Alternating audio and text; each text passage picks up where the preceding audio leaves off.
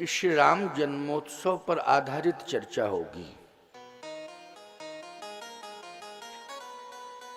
प्रश्न तो यह है कि श्री राम जी का जन्म क्यों हुआ।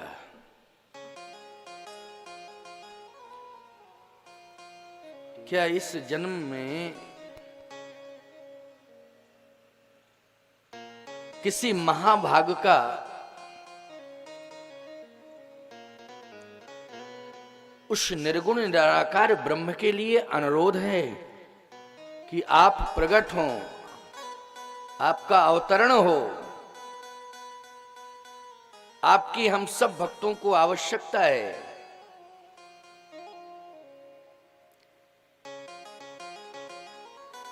तो मुझे तो कथा के क्रम में ऐसा महसूस होता है कि सबसे पहले तो मां भगवती पार्वती जी का ही अनुरोध है। आप कहोगे महाराज पार्वती जी का अनुरोध है। हाँ, कथा प्रारंभ हो रही है हिमालय के पावन परिक्षेत्र में और भगवती पार्वती जी प्रार्थना कर रही हैं। एक बढ़िया बात आपको बताएं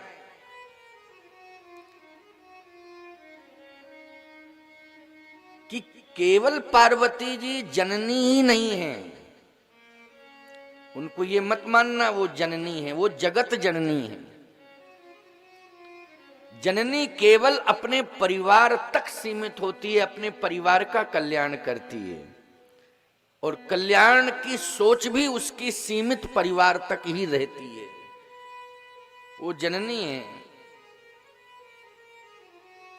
लेकिन याद रखना, जो संपूर्ण जगत की चिंता करती हो और संपूर्ण जगत के कल्याण के लिए भगवान से प्रार्थना करती हो, वो जगत जननी होती है। इसलिए मां पार्वती जगत जननी है।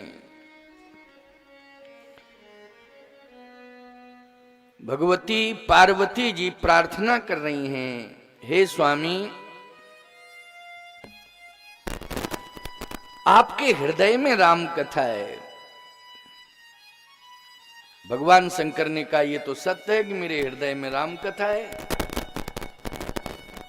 जब आपके हृदय में राम कथा है तो आपसे मेरी यही प्रार्थना है कि राम कथा में भी ऐसी कथा सुनाएं आप, जिससे संपूर्ण जगत का कल्याण होता हो। राम कथा तो सुनाएं, लेकिन राम कथा में भी वो चरित्र सुनाएं जिससे संपूर्ण जगत का कल्याण हो। श्री राम श्री राम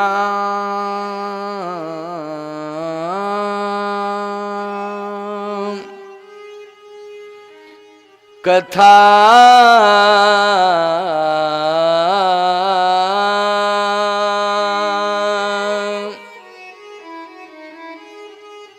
जो सकल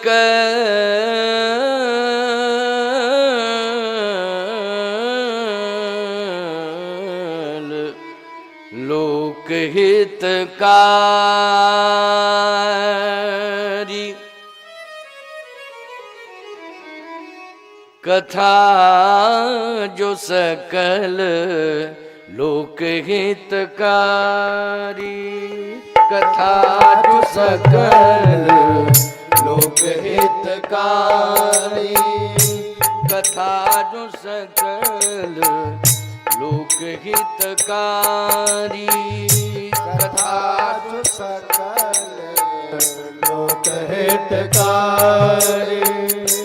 सोई पूछन चहूं शैल कुमारी, सोई पूछन चहूं शैल कुमारी, सोई पूछन चहूं शैल कुमारी, सोई पूछन चहूं शैल कुमारी, सोई पूछन चहूं शैल कुमारी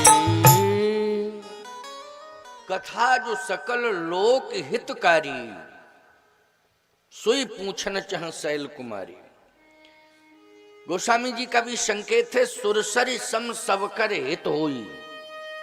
जैसे गंगा जी में कोई भी स्नान करे तो सबका कल्याण करती हैं गंगा जी, उसमें भेदभाव नहीं करती हैं।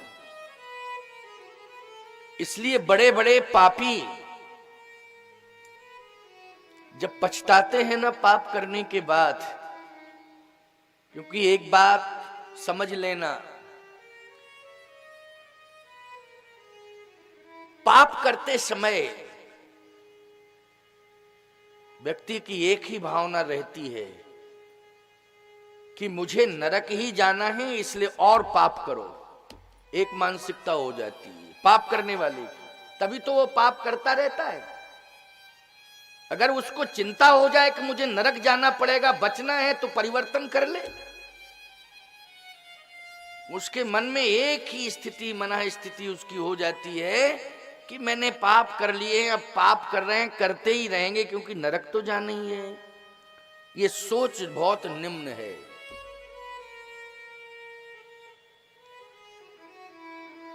पाप करने वाला व्यक्ति विवादों में फंसा रहता है। उसके सामने जब भी स्थिति पनपती है तो विवाद की स्थिति पनपती है। यदि अपराध करने वाला व्यक्ति, पाप करने वाला व्यक्ति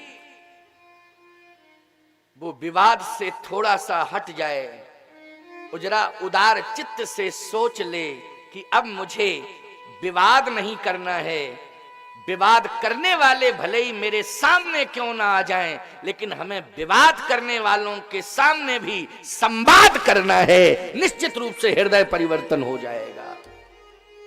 संवाद करना है। उस संवाद की प्रेरणा सत्संग से मिलती है। संवाद की प्रेरणा किससे मिलती है? सत्संग से। यहां भगवान शिव और पार्वती में संवाद हो रहा है। बोलो क्या हो रहा है? संवाद हो रहा है।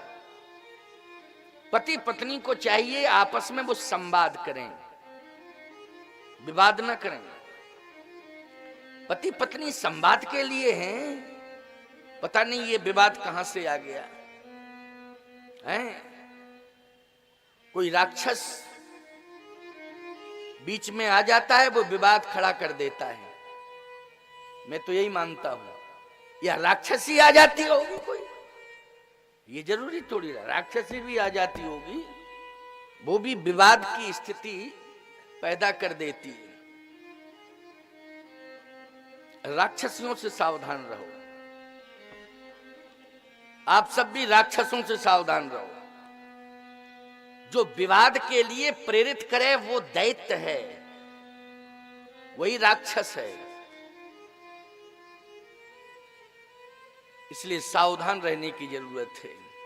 अब लो नसानी अब ना नसई हूं, जो हो गया सो हो गया, अब परिवर्तन करने की जरूरत है।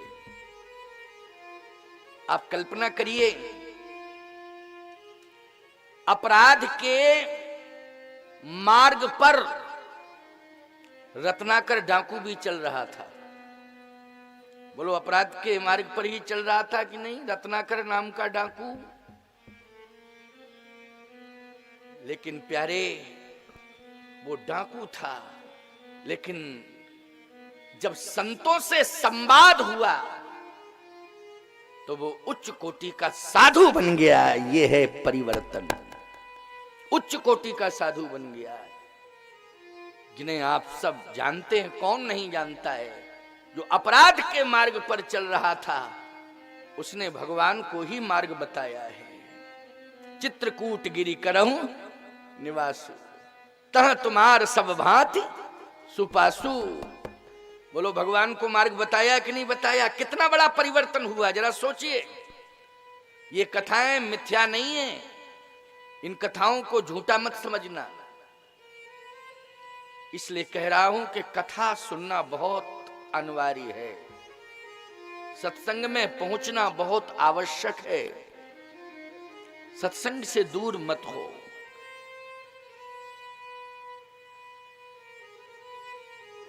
आपके बच्चे कहीं बाहर भी रहते हों तो आपकी बात 2-5 मिनट जरूर दिन में होती होगी, सुबह मध्यकाल में या शाम को कभी ना कभी होती होगी। तो जो तुम सुन के जा रहे हो अपने बच्चों को बच्चियों को जरूर सुनाना, दूरभाष पर ही सुना देना। जो भी तुम्हारी समझ में आया हो, अच्छा लगा हो, ये मैं नहीं कहता हूं कि पूरा प्रवचन सुना देना, जो तुम्हें अच्छा लगा हो, उभय पक्षी बात कर रहा हूं मैं, जरूर समझाना, जरूर कहना। वो ये आवश्यक नहीं है कि अभी ही जाके तुमने सुना 7 दिन तक वही समझाना है, कहना है। जब जब भी याद आ जाए अच्छी बात जरूर बता दिया करो, जरूर सुना दिया करो। शिक्षा के बारे में पूछो, स्वास्थ्य के बारे में पूछो, लेकिन 1-2 शब्द संस्कार के जरूर सुना दिया करो उन्हें, ये अभ्यास में लाओ। हम जानते हैं इस बात को, मानते भी हैं, जानते हैं कि शिक्षा और स्वास्थ्य के बारे में आप पूछते हो, लेकिन 1-2 शब्द जरा जो तुम्हें संस्कार मिल रहा है ये जरूर कह दिया करो। ये हमारा विनम्र निवेदन है आप सबसे।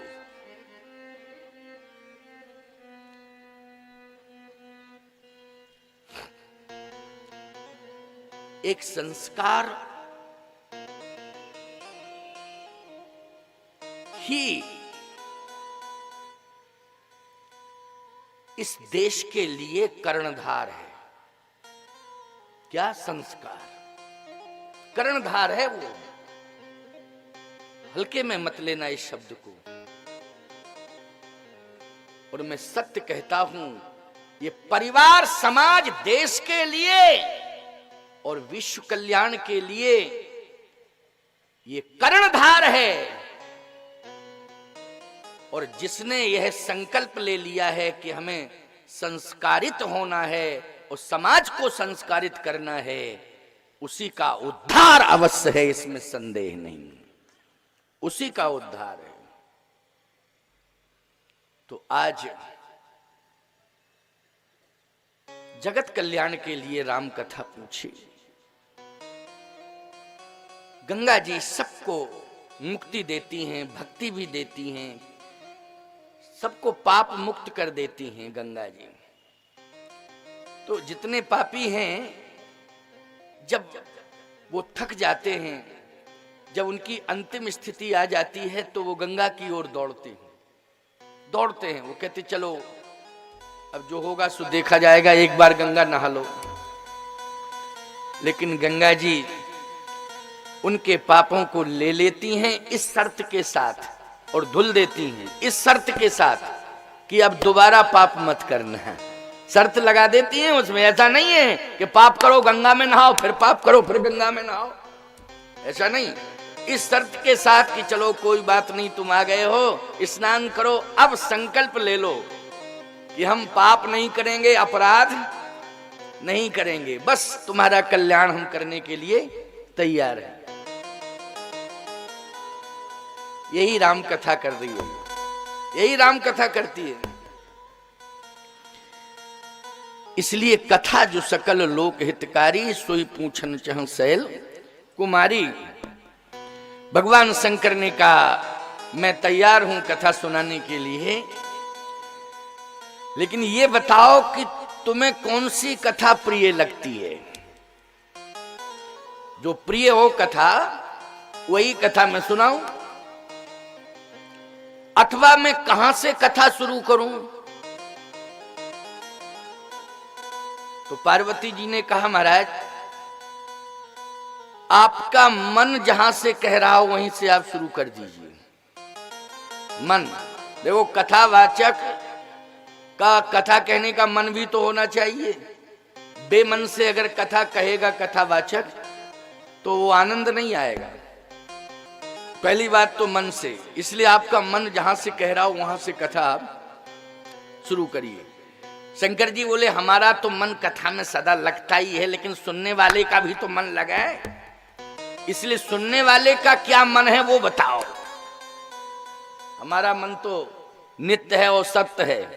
क्यों भाई, तुम पुण्य राम राम दिन राती और सादर जपहु अनंग अराती। हम तो दिन रात राम राम राम राम जपते हैं, तो हमारा तो मन राम नाम में लगा ही है, राम में लगा है, राम के नाम में लगा है, राम की कथा में लगा है।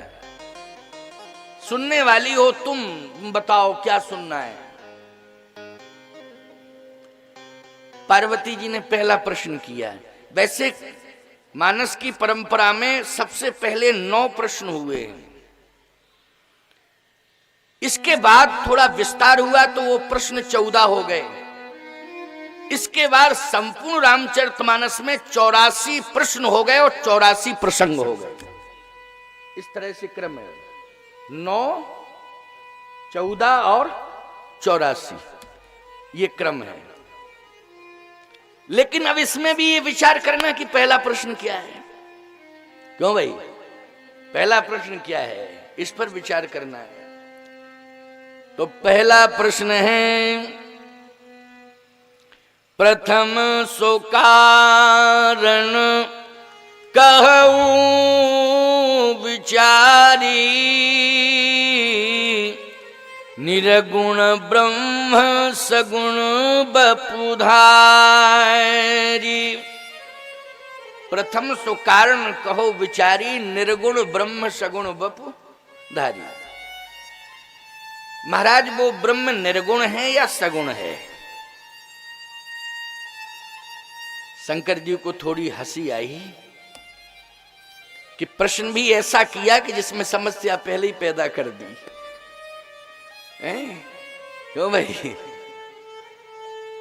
प्रश्न ऐसा विचित्र, विचित्र है प्रश्न।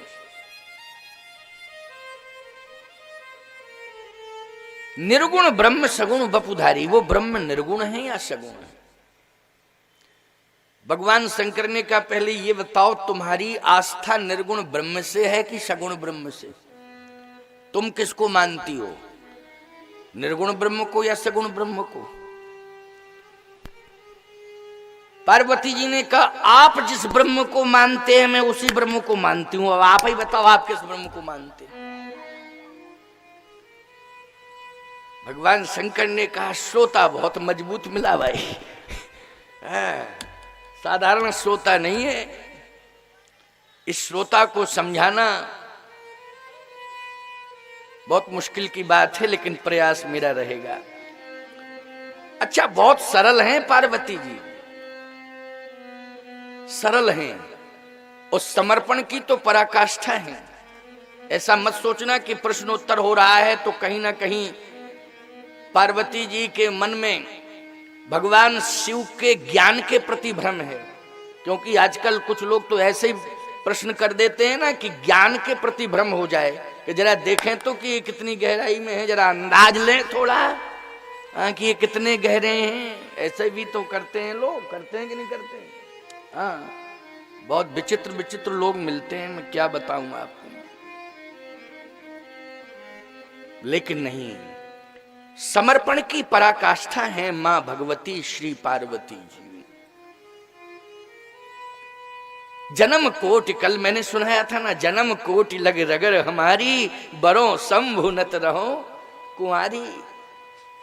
इससे बड़ी बात और क्या हो सकती है। उन्होंने कहा कि आप जिस ब्रह्म के प्रति विश्वस्त हैं, मैं भी उसी ब्रह्म को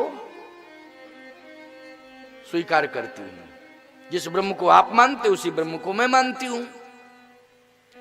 इसका अर्थ एक और है कि मेरा स्वामी संकोच में ना पड़ जाए। कहीं मैं किसी ब्रह्म के बारे में पूछो, मेरा स्वामी किसी ब्रह्म से आस्था रखता हो, क्यों भाई, तो संकोच हो जाएगा, संकोच हो जाएगा। पति को संकोच में नहीं डालना चाहिए, और पहले दिन ही संकोच में डाल दो, जिंदगी भर ही परेशान रहेगा वो। और पहले दिन आई तो प्रथम दिवस में ही राम कथा पूछी। बोलो पूछी कि नहीं राम कथा? अब शिक्षा ले लो कि जैसे ही पहला कदम तुम्हारा ससुराल में पड़े तो अपने पति से आध्यात्मिक चर्चा करो।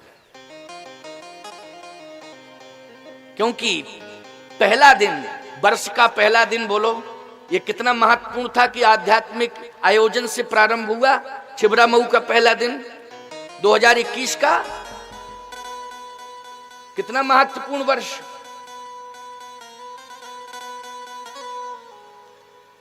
एक जगह में फोन से कोई बात कर रहा था मुझसे,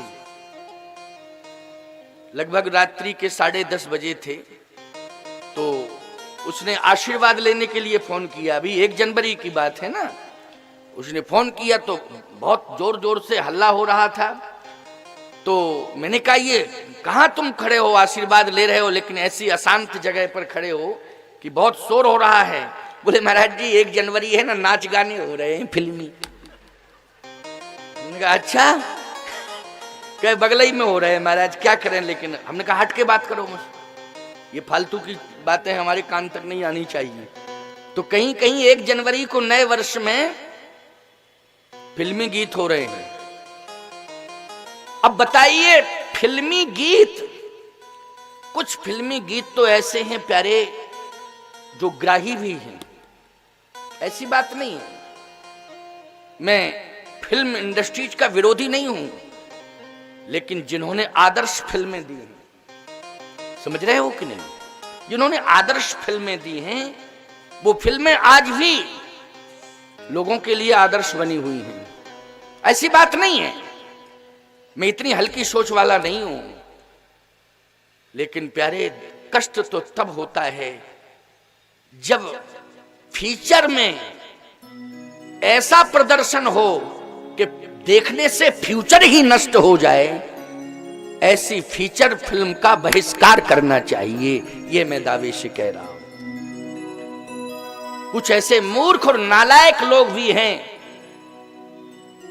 जो कुछ महात्मा, छद्म भेषधारी महात्मा भेष में ठगते रहे दुनिया को, उनके कुकृत्यों को प्रचारित और प्रसारित कर रहे हैं फिल्म बना करके।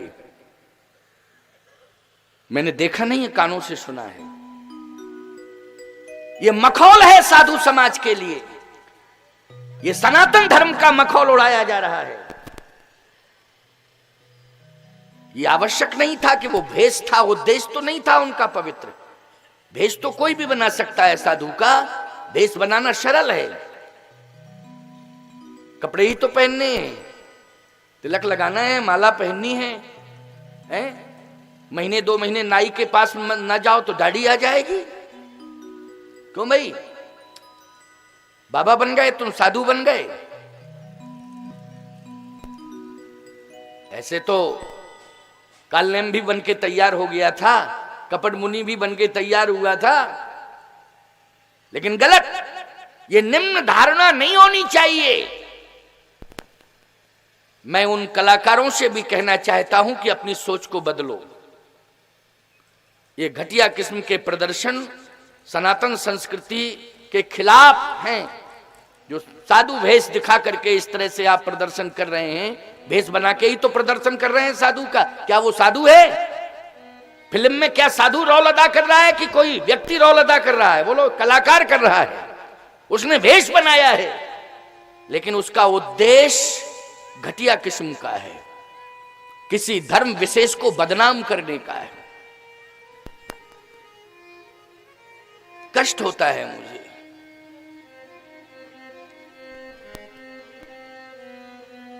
कोई आश्रम नाम से फिल्म निकाली है, क्या किया है मैंने सुना है, मैं नाम भी बता रहा हूं। विरोध होना चाहिए उसका, भारत सरकार को विरोध करना चाहिए और ऐसे लोगों को अरेस्ट करना चाहिए, उनके खिलाफ कोर्ट में जाना चाहिए। सनातन संस्कृति का मखौल उड़ाना ये अच्छी बात नहीं है। आचारहीनम न पुनंति वेदः, आचारहीन मनुष्य का वेद कभी स्वीकार नहीं करता। आचारहीन मनुष्य को वेद स्वीकार नहीं करता है। आचारहीन मनुष्य का व्यवहार सदा सदा के लिए समाज में त्याज्य है, वो ग्राही नहीं है। क्या है? त्याज्य। आचारहीनम न पुनंति वेदः। इसलिए भैया, कहीं हमारे बच्चे इस तरह का रौल अदा न करने लगे आगे चल करके। इसके लिए उनको रामचरितमानस के संवाद से जोड़ना है, जिससे भविष्य में किसी भी प्रकार का विवाद खड़ा ना हो, ये आवश्यकता है।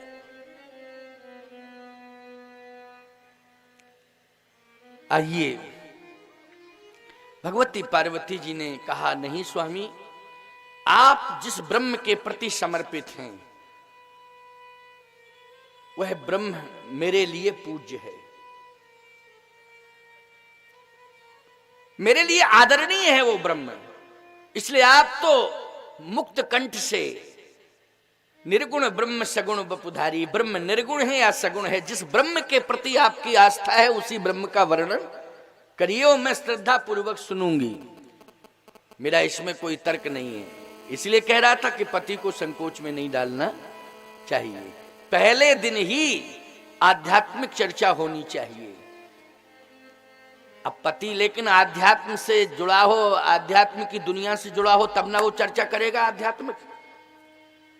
बोलो, लोग मुझे कभी कभी विवश कर देते हैं कि महाराज आशीर्वाद देने के लिए आप घर में आए। तो मैं कहता हूं कि किसको कहे, महाराज बेटे की शादी हो गई है, बहू घर में आ गई है, तो आप आशीर्वाद देने आए।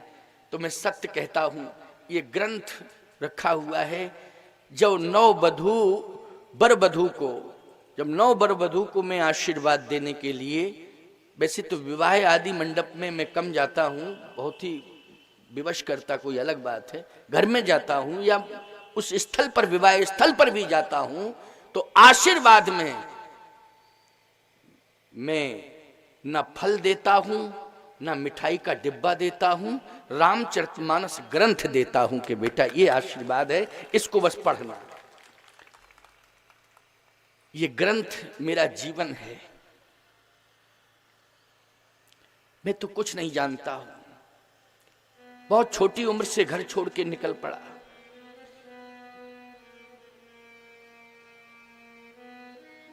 किसी राजकीय विद्यालय में मेरा प्रवेश नहीं है, केवल गुरुकुल में मेरा प्रवेश हुआ।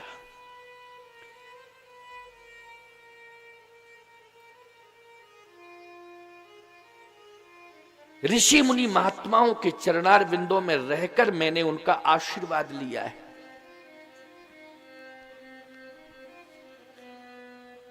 मुझे बहुत ज्यादा प्रपंच याद नहीं है संसार के, लेकिन सुन लेता हूं, बस वही उतना ही है। तो ये ग्रंथ को साक्षी करके मैं कह रहा हूं, क्योंकि ये मेरे जीवन का आधार है। आज जो भी सम्मान मिल रहा है, आज जो भी मुझे प्राप्त हुआ है, चाहे मठ मंदिर मिले हो और चाहे मंच मिला हो, चाहे मंत्री प्रधानमंत्री मिला हो, रामचरितमानस के माध्यम से मिला है और किसी के माध्यम से, केवल रामचरितमानस। मैं बहुत खुली बात कह रहा हूं। अब तो हमारी ये उम्र है, ये अवस्था है, अब तो ठाकुर जी ने निर्वाह किया, बहुत निर्वाह हो गया, लेकिन कष्ट होता है। विवाद छोड़ो, संवाद करो। रामायण को घर में जरूर रखो। रामायण पत्नी भी पढ़े, रामायण पति भी पढ़े। चौपाई समझ में नहीं आती, चौपाई के नीचे जो अर्थ लिखा हुआ है गीता प्रेस गोरखपुर का, उसको ही पढ़ लो, पर्याप्त है समझने के लिए। बहुत गहराई में जाने की जरूरत नहीं है, केवल जो अर्थ लिखा है बस उसी को पढ़ लो। बोलो, ये कितना सरल उपाय है। सनातन धर्म का ये सबसे सरल उपाय है, संभलने के लिए, सुधरने के लिए, सुलझने के लिए ये सबसे सरल उपाय है।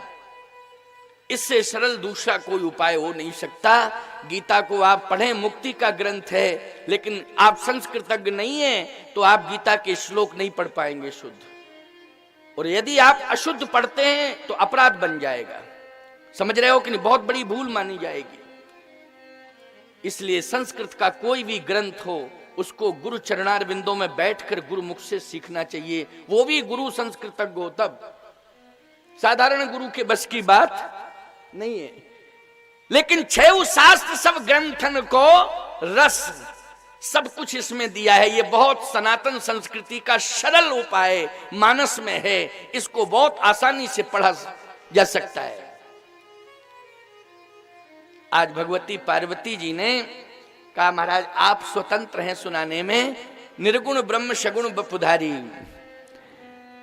इसलिए आंखों में आंसू आ गए। प्रथम शोकारण कहूं विचारी, निरगुण ब्रह्म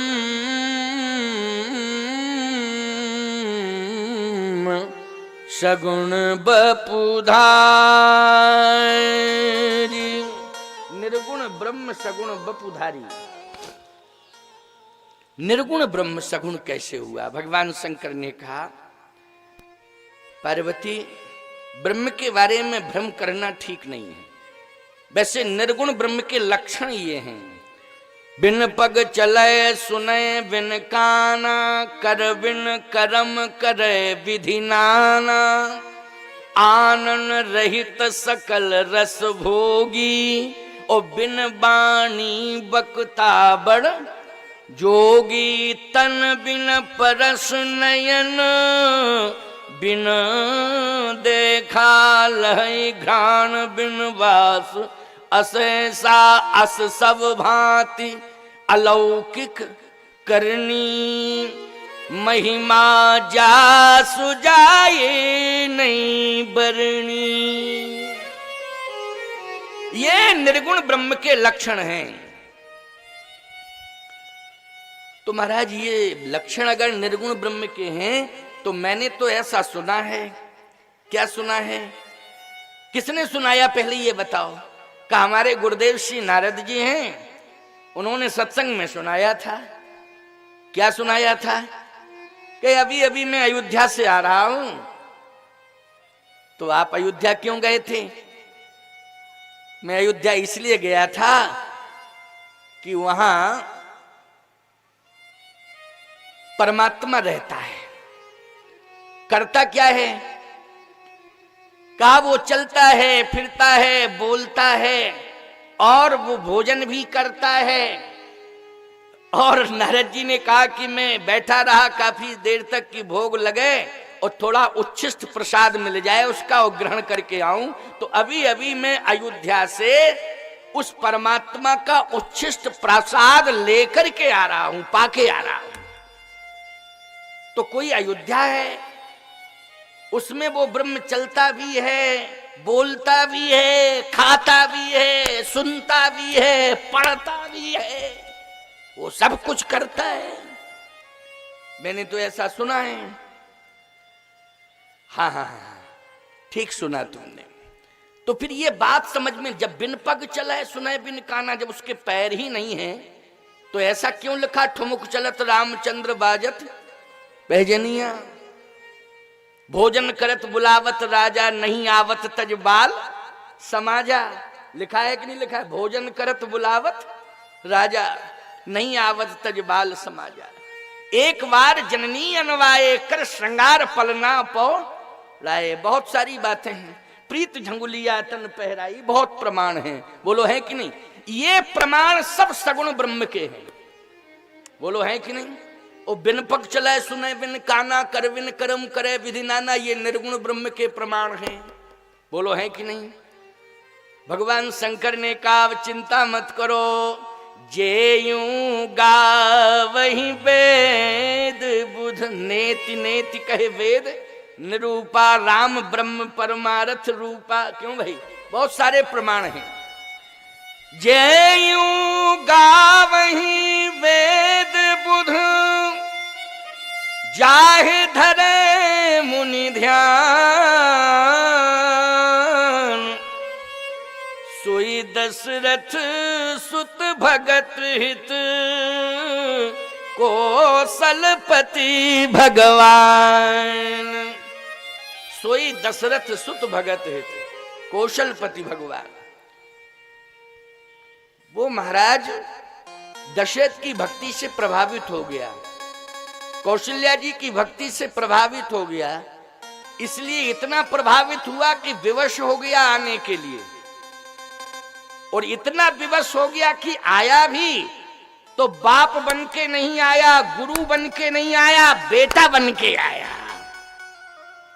आया भी तो दशरथ भाई, भक्त अगर भक्ति करता है तो भगवान को बुलाता है, तो भगवान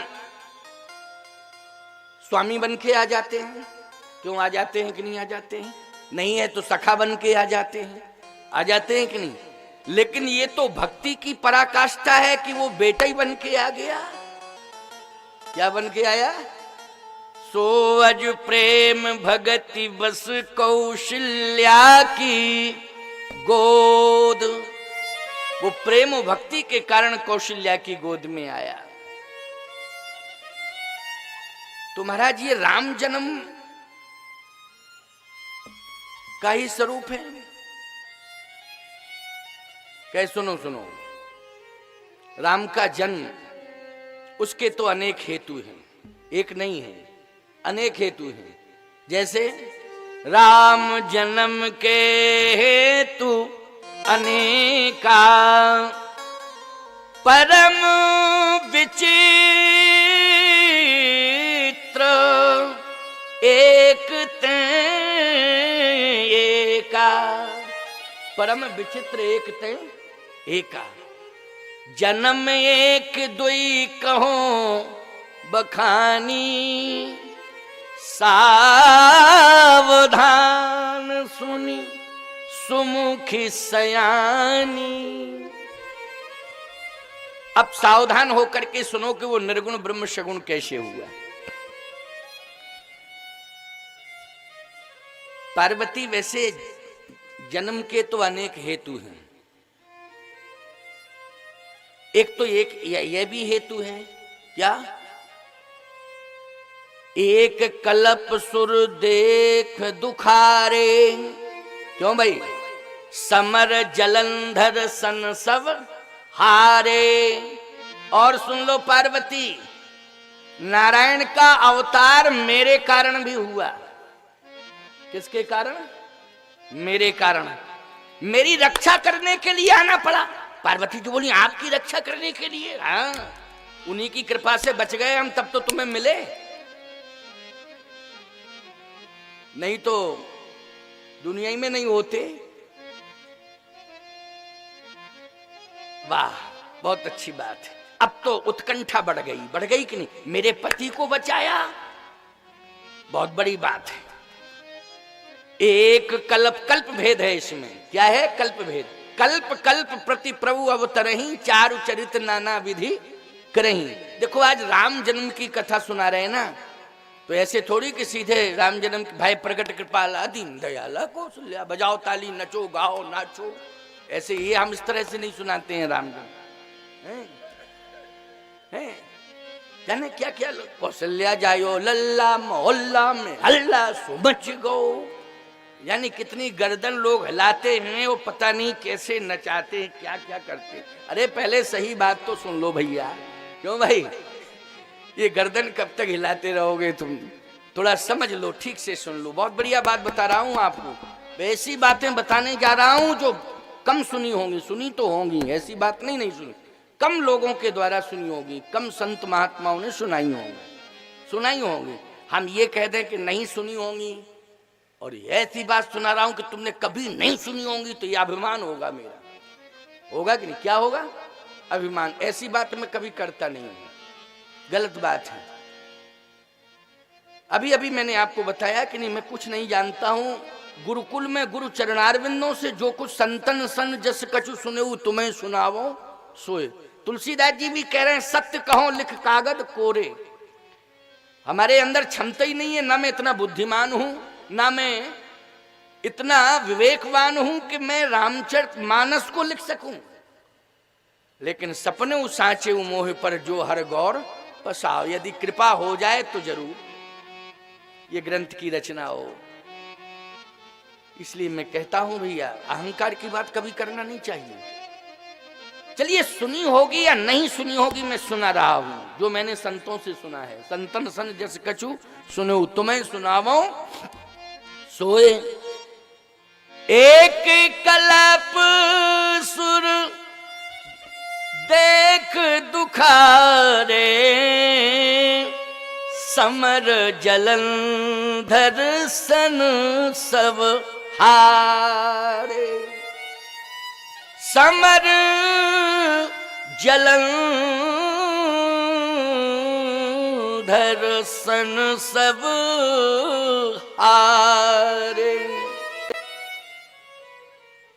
परम सती असुराधिप नारी, तहीं बलता है न जितेऊ पुरारी। क्यों आ गया नहीं शंकर जी का नाम? मैं भी भागा, रण छोड़ करके भागा, प्राण बचा के भागा, क्योंकि देवताओं को परेशान कर रहा था समर जलंधर। जलंधर बोलो कर रहा था ना जलंधर परेशान देवताओं को, तो देवता भागे हमारे पास, हम देवताओं की बातों में आके चले गए, फ्रंट पे खड़े हो गए। हाँ भाई, और जैसे ही खड़े हुए तो पहले ही अटैक ऐसा हुआ कि हमको रण छोड़ बनना पड़ा। अगर भागता नहीं पार्वती तो ये कंफर्म था कि आज मैं हिमालय में नहीं होता, ना कैलाश पे बैठा होता।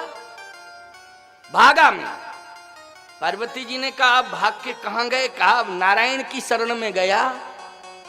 बचाओ बचाओ बचाओ बचाओ बचाओ बचाओ। पार्वती जी ने कहा महाराज एक बात कहूं तो आप अन्यथा मत लेना। नहीं नहीं नहीं नहीं, अन्यथा क्या लेना? देखो पत्नी पति से बात कहे लेकिन नियमानुसार बोले। हाँ भाई, नियम के विरुद्ध बात न करे तो पति तो 100 बार नहीं 1000 बार सुनेगा। क्यों सुनेगा कि नहीं भाई? पत्नी की नहीं सुनेगा तो क्या बिजली के खंभे की सुनेगा? ये बताओ किसकी सुनेगा? भाई पत्नी है क्योंकि तो तुम्हें जिंदगी भर सुननी पड़ेगी, लेकिन नियम पूर्वक बोला करो, नियम पूर्वक बोला करो। अच्छा, तुम्हारा भी धर्म ये कहता है कि परिवार में तुम भी नियम पूर्वक रहा करो, नियम पूर्वक रहा करो।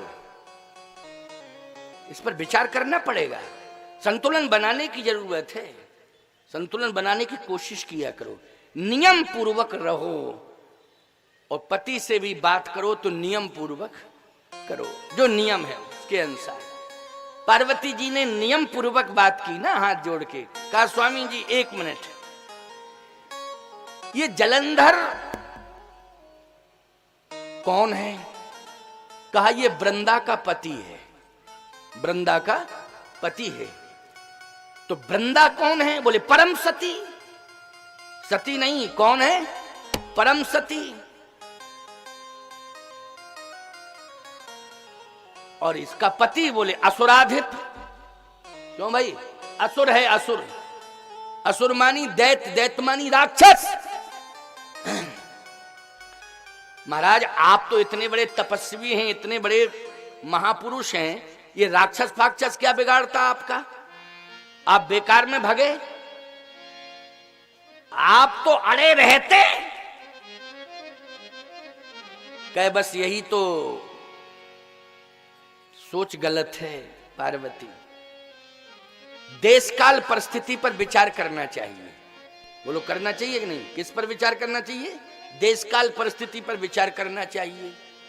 और ऐसा विचार करना चाहिए कि प्राण रक्षा हो, पहले तो हम प्राण की रक्षा करें, और अगर प्राण पर संकट आ जाए तो पीछे हटने में संकोच नहीं करना चाहिए। तो प्राण पर संकट आ कैसे गया? आपके प्राण पर कौन संकट डाल सकता है? संसार में जब प्राण पर संकट आते हैं तो आपके नाम का अनुष्ठान किया जाता है, महामृत्युंजय। बोलो किया जाता है कि नहीं?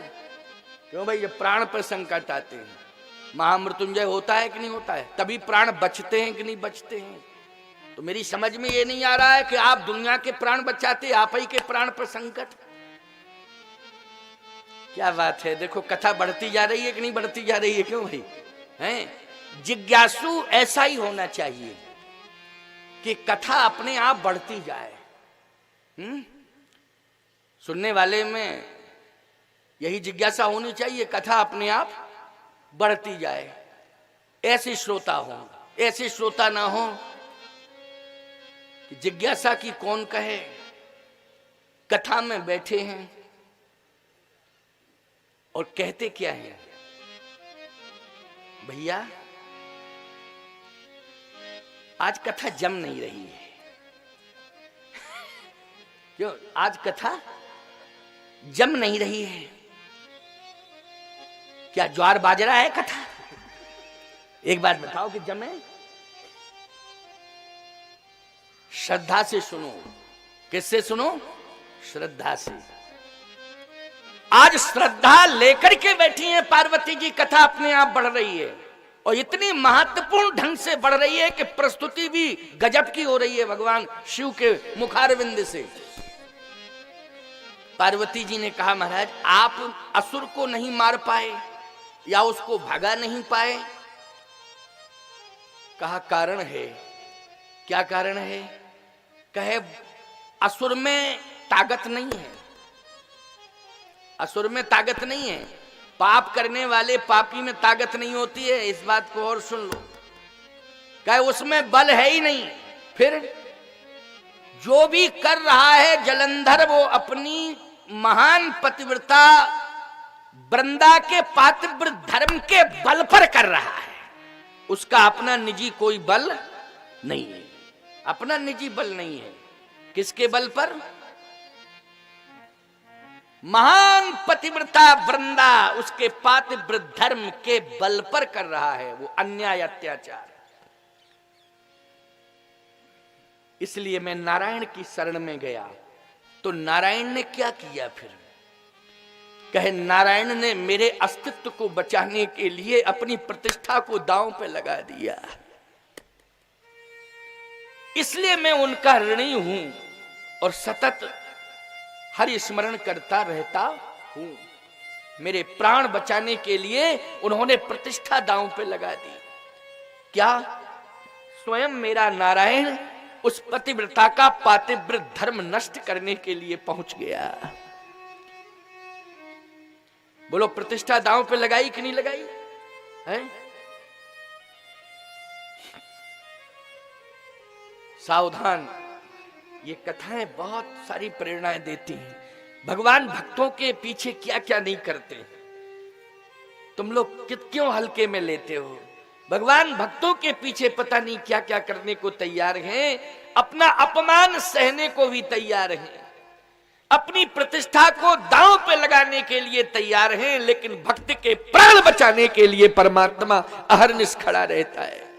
लेकिन असली भक्त हो तब, वो भी भगवान शिव जैसा भक्त हो, नकली नहीं। नकली भक्ति ज्यादा हो रही है। नकली भक्ति बहुत ज्यादा हो रही है।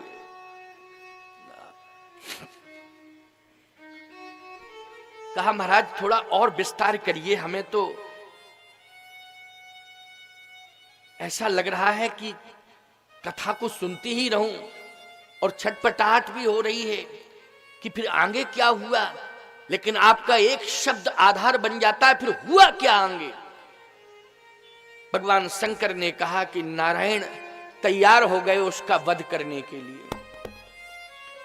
लेकिन वध तो नहीं किया, वध तो बाद में उसका हुआ। पहले तो पातिव्रत धर्म नष्ट किया। छल कर टारे सुब्रत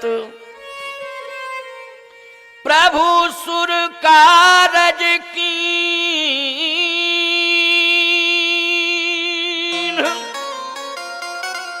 छल कर टारे सुब्रत प्रभु सुर कारज की। भगवान ने छल किया। अच्छा, ऐसा नहीं है कि नारायण जो है लक्ष्मी को छिपा के गए। छिपा के जाते हैं ना, कोई काम तुम करने जा रहे हो तो उसको छिपा लेते हो ना कि ये रहस्य खुल ना जाए। तो रहस्य को छिपा के जाते हो कि नहीं जाते हो? बताते नहीं हो कहीं। अच्छा, और ऐसी कंडीशन में तो कन्फर्म छिपा के ही चले जाते हो। पत्नी को बताओगे तो पत्नी तैयार हो जाएगी क्या? अपने पति से कहेगी कि हाँ ठीक है जाइए? किसी पातिव्रता के पातिव्रत धर्म को नष्ट करने के लिए क्या कोई नारी समर्थन करेगी अपने पति का? नहीं करेगी, विरोध करेगी वो। लेकिन याद रखना, जैसे ही भगवान जाने लगे तो लक्ष्मी जी ने कहा आप कहां जा रहे हैं? कहा वृंदा के पास। क्योंकि भगवान हैं, वो झूठ नहीं बोलते, समझ गए हो कि नहीं? साफ साफ बोलते हैं, यही है भगवान। भगवान उसे कहते हैं जिसमें गुण ही गुण हो, दोष ना हो, एक भी दोष ना हो, गुण ही गुण हो। वही कौन है? भगवान है। उसी को भगवान कहते हैं। जिसमें गुण ही गुण है वो भगवान है? और जिसमें गुण और दोष हो वो इंसान है। गुण और दोष दोनों हो वो इंसान है। और जिसमें दोष ही दोष हो वही हैवान है। वही हैवान। इतनी ही परिभाषा है। बोलो है कि नहीं? इतने, इससे ज्यादा परिभाषा करने की कोई जरूरत? जिसमें दोष ही दोष हो वो शैतान है, जिसमें गुण और दोष हो वो इंसान है, और जिसमें गुण ही गुण हो दोष हो ही ना वो भगवान है। वो भगवान है, वो ईश्वर है। लेकिन ये बात समझ में नहीं आ रही है कि आज ईश्वर कर क्या रहा है, कहां जा रहा है। ये गुण है कि ये दोष है? एक पतिव्रता के साथ छल करने जा रहा है वो ईश्वर। उसके धर्म को नष्ट करने के लिए जा रहा है ईश्वर। उसकी सत्ता कैसे सुरक्षित रहेगी जब वो छल करने के लिए जा रहा है? लक्ष्मी जी ने कहा आप कहां जा रहे हैं? कहा वृंदा के पास जा रहा हूं।